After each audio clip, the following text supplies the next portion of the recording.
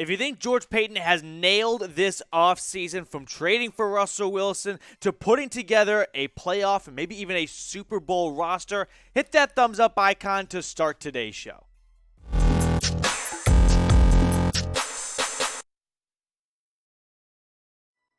Welcome into the Broncos Breakdown by Chat Sports. I'm your host, Matthew Peterson. Coming up on today's show, we're going to check out the top free agents remaining after the NFL draft. So now we know who Denver has drafted. We're going to check out some of the big names still on the block that maybe Denver wants to bring in to add on to what I think is a pretty set roster as it is. I don't think there's a bunch of glaring needs and holes, but you know what?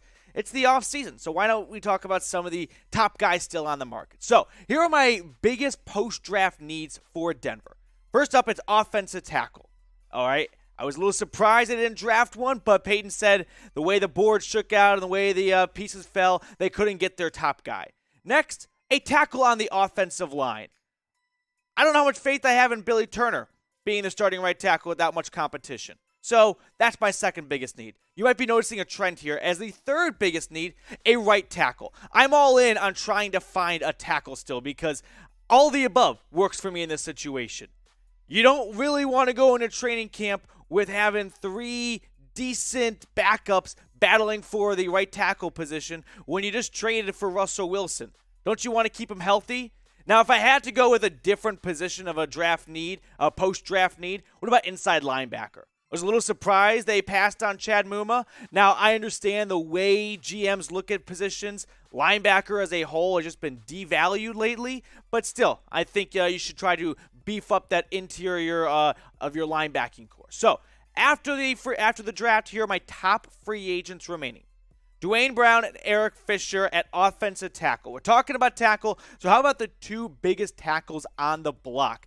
They are both up in the age category. Duane Brown, 37, but still at a good season as you guys check out their compared PFF Pro Football Focus stats from 2021. Eric Fisher, who comes off that, well, not really comes off. He ruptured his Achilles, what was it, nearly 2 years ago at this point, and last season played for the Colts. Looked good, but not like the Fisher we all remember him being as in Kansas City. So when you compare him head-to-head PFF-wise, Brown's got the edge, but Fisher's got him age-wise. He's got a little more gas left in the tank. Now we look at the depth chart here. This is what I'm talking about. You didn't see much additions to it, really. And this was an offensive line that I really don't think was as bad as advertised this offseason. I think Cush has a bounce-back year. You believe that Reisner and Glasgow are going to get healthy. And Miners, who I've got behind Cush right now in the depth chart, I think he's going to take someone's starting job. I'm not sure who it'll be yet. Maybe Reisner or Glasgow, but one of those spots, maybe even Cushenberry, I think Miners edges them out. But that right tackle position is what I'm really looking at here. Billy Turner, Tom Compton, and Calvin Anderson, none of them seem like improvements from Bobby Massey last year. And Bobby Massey wasn't all that great. He was better than maybe expected, but I don't know. I'd like to see a little bit extra reinforcements come in. So what's your confidence level in the Broncos offensive line? Scale it for me 1 to 100. 1 being you have no confidence. 100 being you're ready for this group to go out week 1, say against the Chiefs at home at Mile High, and have no issues with them holding off that Kansas City pass rush. Let me know in the comment section. Don't lie. I'm curious to see where everyone stands. We're going to run with tackles. What about Riley Reiff? He got injured down the stretch for the Bengals, and I'm guessing because he hasn't been signed yet, that injury is a little more serious than expected. That's what you can read between the lines of hey, when someone over the age of 30 gets hurt and we're in the early May portion of the offseason and no one signed him, yeah, maybe he's not in the bestest of shape and that injury is a little more serious than expected. At the end, I want a legit training camp battle for that right tackle spot. You know, I don't want Billy Turner. No offense, Billy, who I think was fine with Green Bay. I mean, of course, he was decent with Denver towards the end of his first stint with the Broncos, now going into his second stint. But if he was all that good in Green Bay, don't you think for what Denver paid him, the Packers would have brought him back? Because they know they've only got 1, 2, 3 years left with Aaron Rodgers. You really want to mess with the offensive line when you're trying to win a Super Bowl right now if you're Green Bay? Probably not. So them leaving, letting Billy Turner walk, doesn't give me a bunch of confidence that he's ready to step in and be the right tackle for the Broncos. If you haven't subscribed, make sure you hit that big red button and do so. We are 219 subscribers away from reaching 8,000 subs. That's my goal. Trying to get there sooner rather than later so we can get some more studio time and get some more Broncos content out to all of you guys watching. So hit that big red button if you're looking for free Broncos news and rumors videos. All right, we're going to take a break from the tackles. What about linebacker here? Dont'a Hightower, another free agent still out there, long-time New England Patriot linebacker, and it always makes you wonder when Belichick, kicks someone to the curb, does that mean they're done? Because he usually doesn't let that happen unless they're really done. We look at the depth chart here for the Broncos, and one, I'm just kind of curious to see how it all shakes out between Chubb, Gregory, Bonito, and Reed. Who will be an outside linebacker? Do they want to move someone to that 5 technique defensive end? But anywho, interior linebacker-wise, Alex Singleton, signed in free agency from Philadelphia, or Jonas Griffith, who they traded for from the 49ers last season.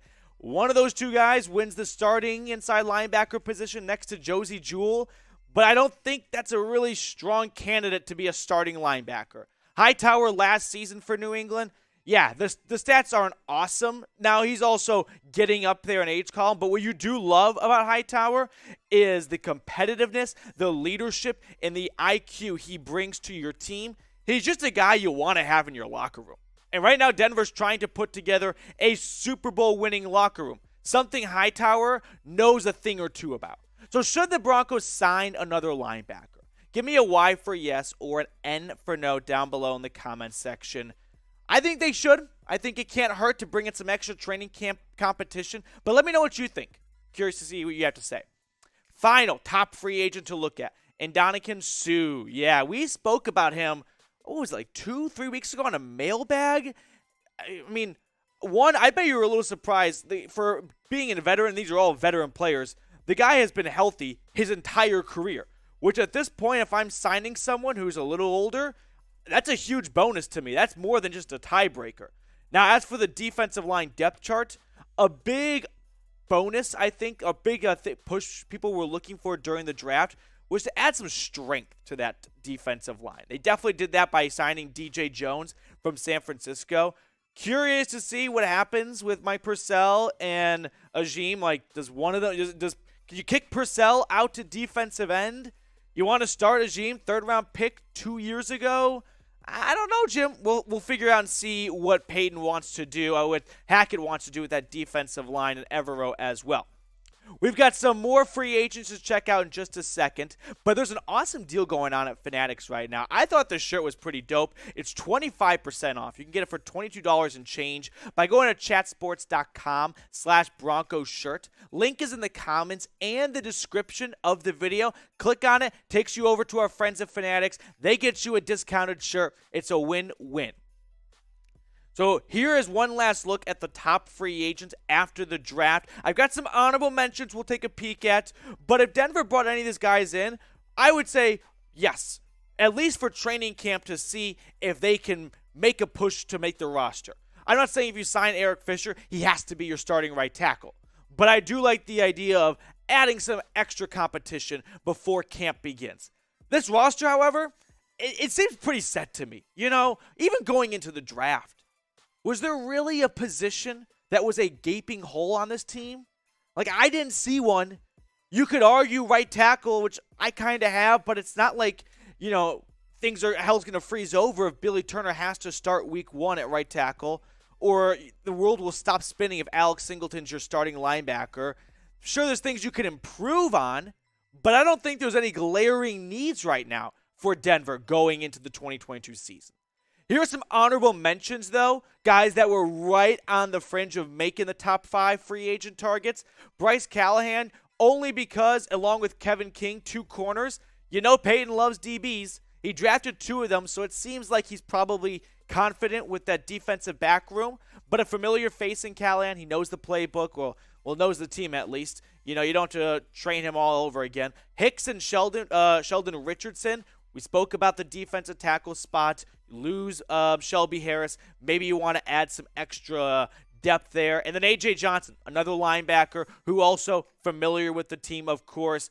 A little surprised he's still on the market. He's coming off his rookie contract, but he's much older as he got started in his pro career a little later than everyone else did. Who do you want to sign? Was it one of the 5-10 players I mentioned on today's show? Or is there someone else, like you want to get a little saucy and go with Odell Beckham Jr.? Is there some big name out there that maybe doesn't make the most sense for what Denver needs, but it's still fun to talk about? OBJ coming to the Broncos, some other big name like that, Jarvis Landry, Clowney, Melvin Ingram, whatever it may be. Let me know what you think down below. And also give me a follow on Twitter, @MatthewPeedy.